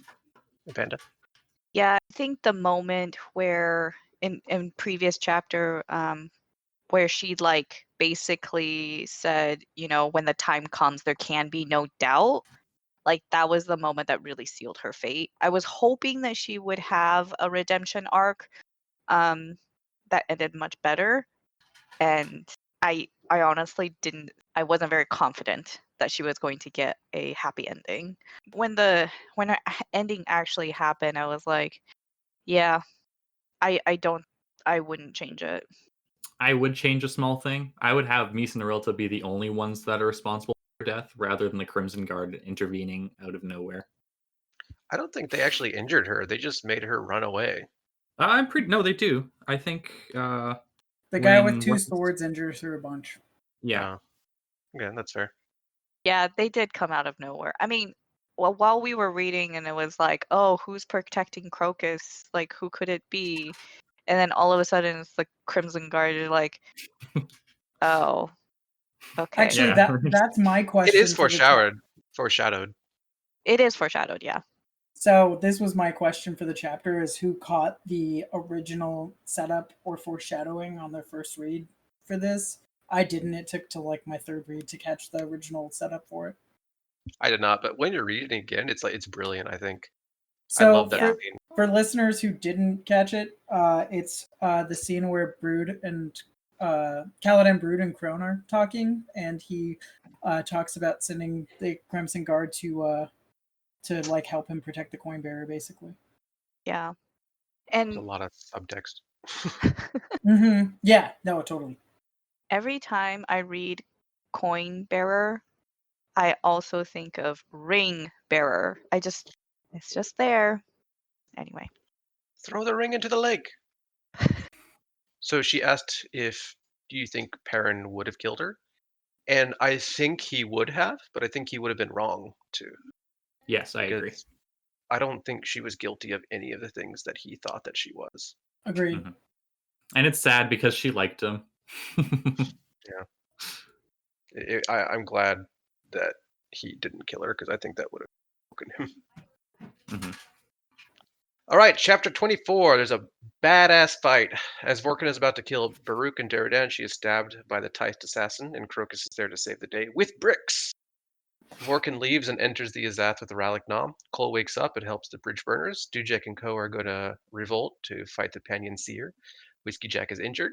The bridge burners are given the choice to desert, but all choose to stay except Kalam and Fiddler, who say they want to return sorry. Crocus, Fiddler, and Absalar and Kalam leave on a boat, and Circle Breaker is there too. That's the epilogue. I don't really have anything to say about this chapter.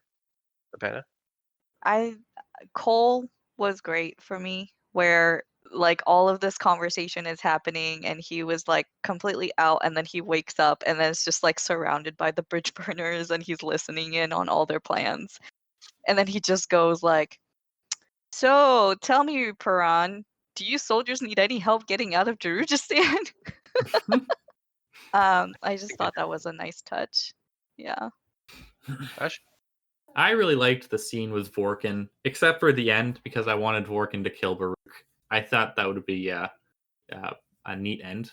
I also really like Vorkin just as an ending character, like a character that's introduced late. She's just a cool assassin mage that is more assassin magey than any other assassin mage we've seen so far. She's the most assassin magey. She's It amazing. was really disappointing for me how Crocus just bricked her, and that was I thought that was like, hilarious. That was Ah. great. She's like she's fighting like how many of the Tarut Cabal did she kill by that point? most So of them. she's at least slightly weakened, right? So she's got her HP down to 10, and then like I don't think she really had a assassin. problem killing the rest of the Cabal because she didn't have a problem with Baruch and Okay, the then other girl. she gets knifed by Sarat, and then she's down, and then she's trying to kill Daradan, and then finally she's got like 1 HP left, and she get hit by a brick. That was great. I love the brick ending. It was very lucky. Yes. I'm an apologist, so yes, it's very lucky. Yes, sir? My favorite scene is when Anamanda Rake was fighting a dang demon lord, and also when Corlat speaks of hope and sparing the Azath from Rake. My favorite line, I'm just going to give it real quick, is, "Then the story begins as always with Krupp," and Marilio groans and says, "Thus spake the eel." Yeah. Speak the eel. That was good. Yeah, the Demon Lord's really cool, and I understand I understand why it was taking so long to introduce it. And it's kind of a we already talked about that in Race not being the final battle, but it was a really cool fight. It was a really really cool fight between him and Rake. I would have liked if he scored more hits on Rake because, first of all, Rake just kind of takes him out of the air in dragon form, and that's the end of that. Then they're dueling, and the demon punches Rake, and then Rake wins the fight. Basically. Yeah, I did find some of the epic things to be a bit short. It was just like very efficient, and I would have liked it to be a bit longer. Not like super long, not like pages and pages, just a bit more. I would like to be like chopped a finger off Anamander or something, like at least one permanent reminder of the fight rather than just a perfect end. Any quotes you'd like to share? I have one which is from Corlot, and it said she, I think, said there is precedence that Azath choose their own. It was so with the dead house. 2 men were chosen, one who would be emperor, the other who would accompany him, Kalanavid and Dancer.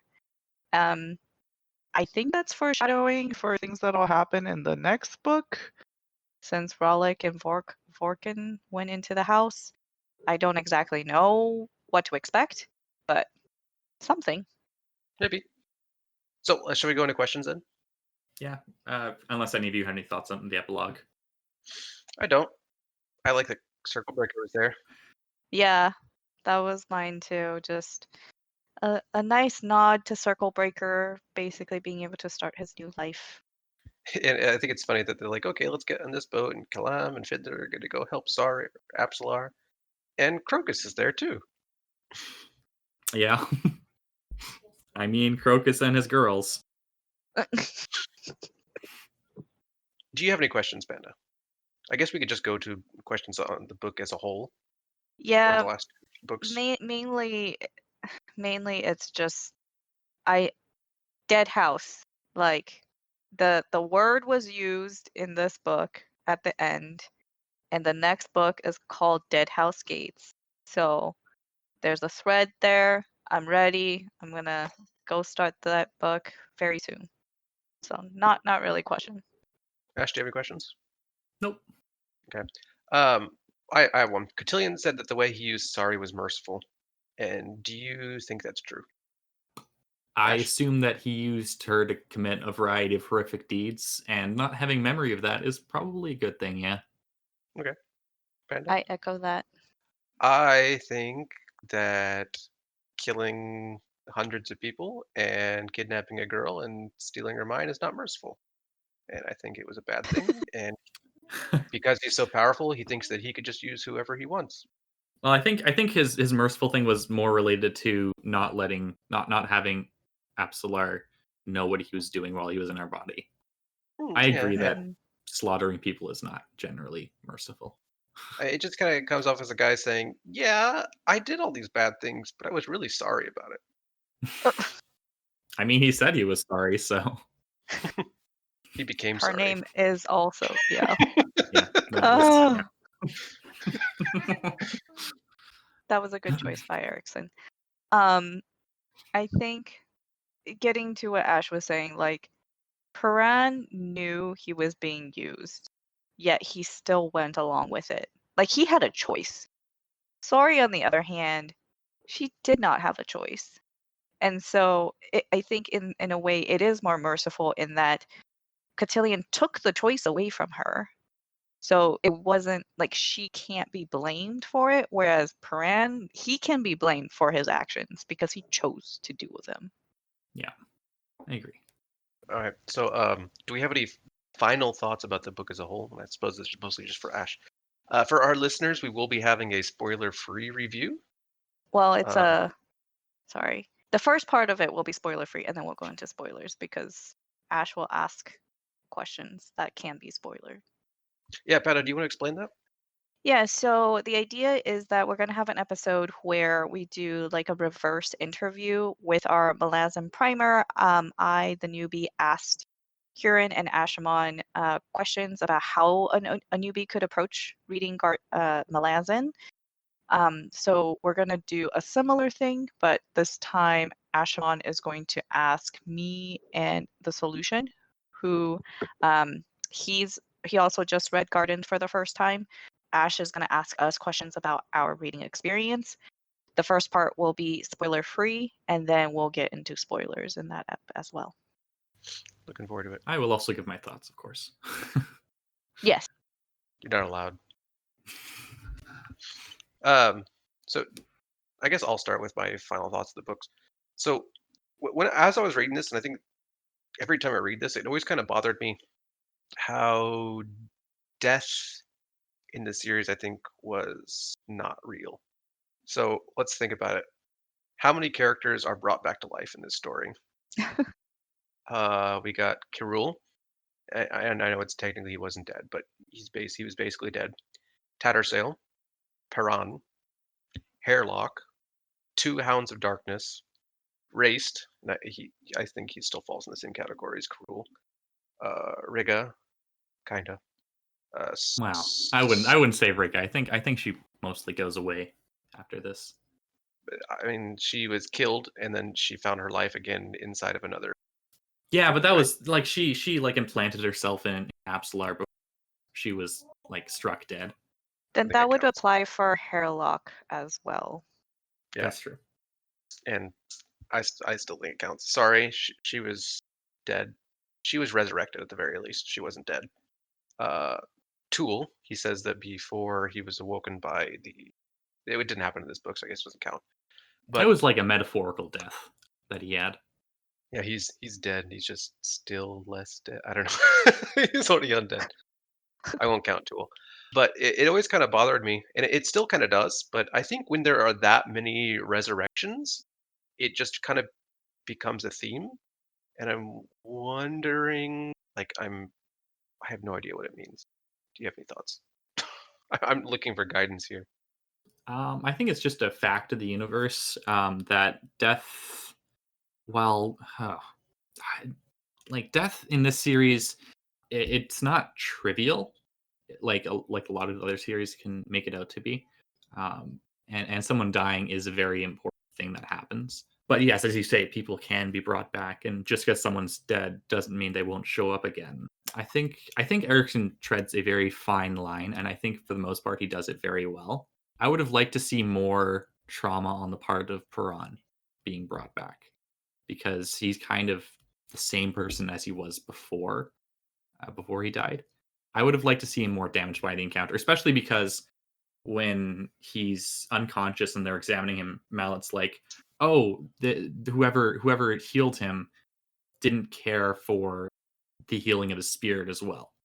Oftentimes, healing goes hand in hand, flesh and spirit, but this time it wasn't like that, and we don't really get to see any repercussions from that event. Took him several weeks to get on his feet, but I agree with what you're saying. Yeah. I also like to point out that there are actually other resurrections that I can't say, but they are there. Save it So, for your spoiler talk. yeah, I'm just gonna say that they're even more than what I said. Well, I mean that gets to my point. Like, okay, is Lauren really dead? Like, is she gonna remain dead? And you don't have to answer anything, obviously. But I think your point, Hurin, is that do the stakes matter if people can just come back whenever the author feels like it? And it does, to me, it does cheapen the stakes. I think Erikson, I mean, just from the first book that I've read, and only book of his that I've read, he's a capable writer. I hope that this isn't like a trend in the series. Not saying that I really enjoy my favorite characters dying. It's just that if they keep coming back, then I'm like, what's the point? I will dispute that Tattersail died, because she did a soul shifting into what was left of Night Chill, and then was Sure. reborn through Talon sorcery. You're I guess splitting hairs. that's probably No, the I'm not. She never went through his gates. She didn't come back from that. I guess that's more of like the distinction of the body and the soul perishing, the body perishing and the soul being trapped. And then there's the body perishing, but the soul is transferred. So I guess there are different layers of Yeah, I think that's a death, good way of I thinking of it. guess. I guess it's really important that Erickson doesn't try to trick the reader and say, "Hey, this person, he's dead, and he's really dead," and they come back much later, and that doesn't happen. So it's not as cheap, I suppose. I don't know. Yeah, for the most part, a death is a death, I will say. Good to So, know. any other final thoughts or other final thoughts? Yeah, I liked the first 2/3 of this book more than I remember liking them, and I liked the last third of the book less than I remember liking it, which is I interesting for me. I love the last two books. Like, was it your question, Panda? It says why are the last two books of the book not epic yet not as engaging? Yeah, it was something that Ashaman and we just like talked a little bit about in our DMs, but he has thoughts that he wants to share. I think because Erikson brings in so many things that we haven't seen much of in this book, and we haven't gotten a lot of time to build up, it feels kind of hollow in a way. Like we have the Lord of the Ghislaine, who shows up pretty much out of nowhere. We have the Azathos, which is a Deus Ex Machina. We have a lot of people fighting that. On one side, we have someone who we know the entire book. On the other side, we know this person not at all, essentially. So we're not invested really in like the fights, because for the most part they're kind of one-sided. That's fair. Like just see Animander and the Ghislaine, despite us being told that the Ghislaine is powerful and equal to Rake in strength. We're never shown that, really. He's just kind of like this guy with an axe that looks around menacingly for a bit and then gets taken out by Rake in one page. Mm. Yeah, I see that. I think a part of that probably could be that most of the character arcs are complete before the climax, right? Yeah, I think so. Murillo's is finished, like I guess you could say it's the beginning of the climax, but we'd had Ganos is finished, well, mostly finished. Crocus, I don't even know what his arc is. He goes from an angsty teen to a continually angsty teen, but he's not obsessed with Chalice anymore. Yep. Lauren starts out as the adjunct and kind of gets ambivalent, and then still ambivalent, and then more ambivalent, and then she's killed. Right? It's wonderful work, but Do you think it just feels like? I mean, I think book 6 not so much, but book 7 it just feels like ending. yeah, I think it's fair. Like what you were saying, just the tying off the threads. I also found that there was quite a bit of splicing of the scenes. I think just my gut feel is that there was more splicing than the other parts of the book. So there were a lot of quick short scenes and then you're switching to another and another.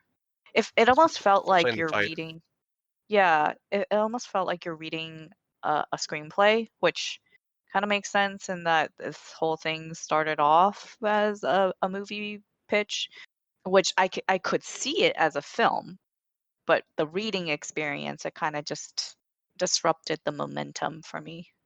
All right. Well, I have nothing else to say about the book. I have one more question. Do you have any, or maybe you want to save this for the review? Do you have any predictions, Panda? Oh, predictions. Predictions are always fun. Talk is not dead. We will Okay. see Talk again. Lorne is dead. I will not see her again. What others? This Panier, the Seer. The Seer is going to have a big part in the next book because that's the next big bad. And I'm not quite sure how Rake fits in, but anyway. Yeah, not very good predictions here. Should we tell her, Ash? I think it's fair to. So Deadhouse Gates is focused on the continent of the Seven Cities, which is Okay. not the continent that the Panion Seer is on. Okay. You know So how then- they were talking about how the Seven Cities are a week away from open revolt? Yeah. That's where Okay. Kalam and Fiddler and Absalom Mhm. kind of heading in that direction, but there are several continents over there. Okay. Well, the Seer will be the big bad in some future book. That's it. So, shall we call it? Yeah, I think so. Okay. So, please, if you have any questions, ask on the Discord, and we do listen to advice or any questions. That concludes our discussion for this episode. If you want to join the read along or join in the discussions we're having, check us out on the Legendarium's Discord. You could find the link on thelegendarium.com. Also, follow us on Twitter at Green Team Pod. Panda does that. Shout out to Rise and Brave for starting it all. Thanks to our panelists Ashaman, JasnahAsABoy, BefuddledPanda, and I'm Hurinfan. Until next time. Goodbye.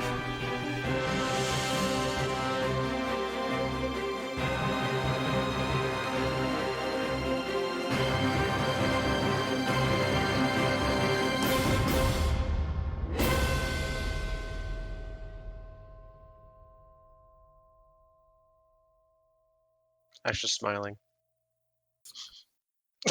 Stop smiling. No, No smiles here. that's all I can do.